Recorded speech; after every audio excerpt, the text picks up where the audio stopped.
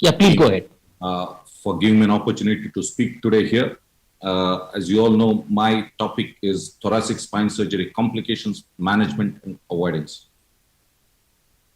We all know the indications of thoracic spine surgery, which has already been reiterated. It could be degenerative, tumors, infections, trauma, or a deformity.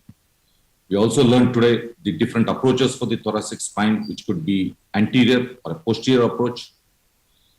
Anterior approach is usually a transthoracic thoracotomy. The lateral approach, the posterior approach involves a lateral extracavitary approach and a costotransversectomy approach.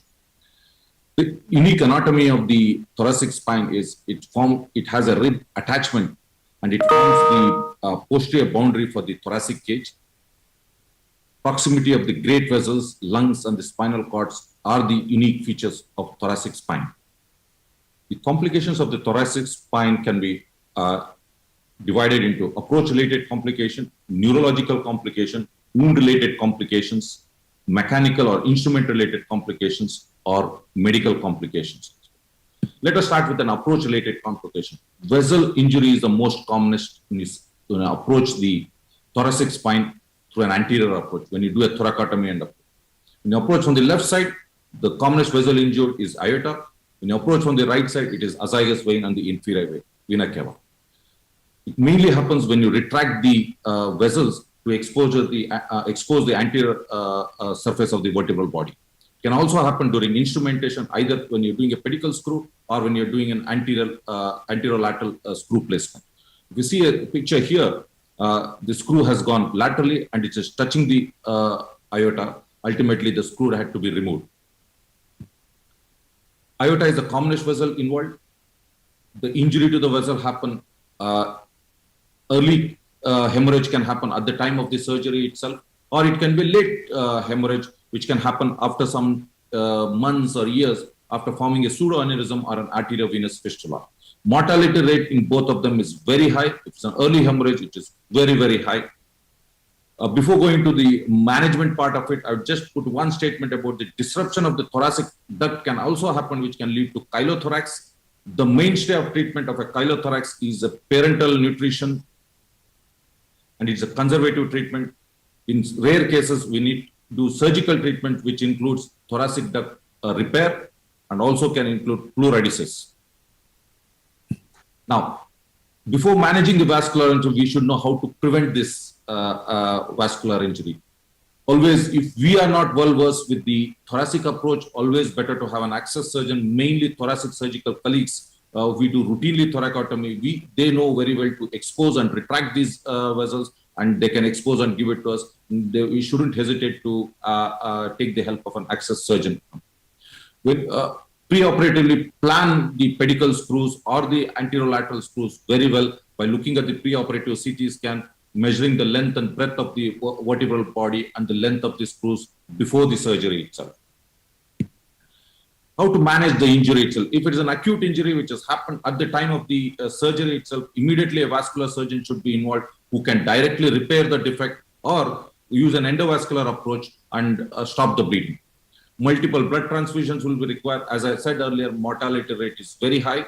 Late injuries, which has happened due to a pseudoaneurysm formation or arteriovenous fistula, can be treated with an endovascular approach, which involves an endovascular graft or patch angioplasty. If this injury is due to a screw malposition, it has to be rectified by either repositioning of the screws or removal of the screws. Next complication, thoracic spine surgery is always associated with wrong level spine surgery if we are not experienced enough. This usually happens because when we depend upon fluoroscopy, particularly the lateral views, very, very good lateral views are not possible when you are operating on a thoracic spine. We rely more on the AP views, which very easily we can do, and even an experienced person can do. How to avoid that? Preoperatively do a full spine screening, measure the operative level both from top and down, and keep it handy before, and intraoperatively see to that you check from either from top or from down, double check by using both AP and lateral views, and do the surgery. If you have an intraoperative CT scan, please use it for localization. Next, about the neurological injuries. It could be either a direct injury to the spinal cord or indirect injury causing the spinal cord ischemia or neurological deficits associated with a deformity correction. So, direct injury to the spinal cord happen while you're using a drill, using a nibbler, or using a Carrison pulse or any of the instrument. You can directly injure it. It only you need to be very careful, and as your experience increases, chances of this direct injury becomes lesser and lesser. Spinal cord ischemia mainly happens when you're operating on large thoracic spine tumors where you can damage artery of the Adam caves and cause ischemia. Neurological deficits associated with thoracic deformity correction is quite common. One of the prospective multi-center style called as Scoliosis study clearly revealed there is around 22% of the complex adult spine deformity surgery are associated with a neurological decline in the lower extremity, and around 10% of showed neurological decline at 6 months post-operative. Now, let me briefly tell about the artery of the Adam caves, which we need to know of the thoracic spine surgeons. This is artery which usually arises from the posterior intercostal artery, more so on the left side. It can come out at any of these levels from T9 to L2 levels. It usually arises from the posterior intercostal artery, goes through the intervertebral foramen, and before it is joining the anterior spinal artery, it ascends up at least for 1 or 2 vertebral levels and then makes a hairpin bond and joins the anterior spinal artery. So any damage to this causes ischemia of the anterior 2/3 of the spinal cord. How to avoid the injury to is many of them with a large thoracic spine tumors want to do a preoperative spinal angiogram and identify this artery before operating. If you want to ligate this artery, you need to ligate at the level of the midvertebral artery rather than the intervertebral foramen. Intraoperative monitoring could help us to detect the ischemia early. Keeping a mean arterial pressure of around 80 to 85 during the procedure is very useful, particularly when you're operating on a large thoracic spine tumors. How do you manage the neurological deficit? If you find a neurologic post-operative deficit, immediately an MRI scan has to be done to find out the cause of the neurological injury. If it is a post-operative hematoma, immediately it has to be evacuated. If it is an unsatisfactory decompression, go ahead and do the complete decompression has to be achieved. If it is an ischemia, we need to depend upon the conservative management, which I'll let you know in a minute. If you are worried about the improper malposition of the pedicle screws, you need to do a CT scan. Find a CT scan which has caused where you find the screws are not in a proper position. It has to be either removed or repositioned. Post-operatively, if the MRI scan shows an ischemic problem, we need to increase the blood pressure. Post-operatively, see to that the mean arterial pressure is at least more than about 80 to 80 millimeter of mercury, and putting them on high-dose steroids is not harm at all. Though the clear evidence is not available, we know by the spinal cord injury study that high-dose methylprednisolone given within 8 hours post-injury for about 45 hours would improve some of the neurological outcomes. Misplaced pedicle screws, it can either be medially displaced or it can be inferiorly displaced. If it is a medially displaced, it will cause spinal cord compression. If it is inferiorly displaced, it can injure the nerve. In the cases of thoracic spine, it can cause severe nerve root pain or an intercostal neuralgia.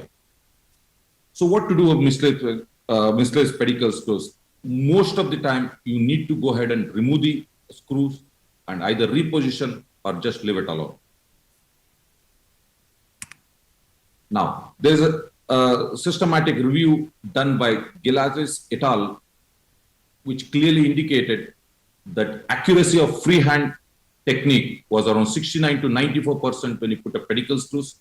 It increases, the accuracy rate increases when you use a CT-based navigation technique, either a worm-based, which showed up to 89 to 100% accuracy.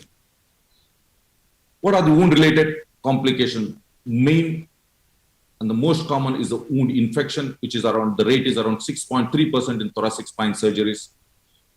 Post-thoracotomy pain, incisional area pain, intercostal neuralgia is some of the other painful complications which can happen. Dural tear and CSF leak can happen in thoracic spine surgery, which is the risk is around 20 to 30%, more so when you're operating on patients with OPLL. How do you manage? Infections has to be prevented by good prophylactic antibiotics given at least 30 minutes before the incision. Nowadays, many are suggesting using of the vancomycin solution during the procedure. All aseptic precautions has to be taken in the theater. Good post-operative wound care is required. There is a relation between a post-operative pain and post-operative infection. Either a wound infection or a chest infection, particularly when you do a thoracotomy. Good post-operative analgesia is very, very important in a patients who had undergone thoracotomy and the surgery. CSF leak. Intraoperatively, if there is a dural tear, you need to address it immediately, either with the stitches or a muzzle. If it's a very small, you can address with a muzzle patch and a sealant. But if there's a post-operative CSF leak from the wound, we can initially manage them with conservatively using bed rest, meticulous hydration, prophylactic use of antibiotics. But if it doesn't subside, you might have to do a lumbar drainage or redo surgery again and repair the dural defect. Medical complications are more common when you do an anterior approach, that is thoracotomy and procedure.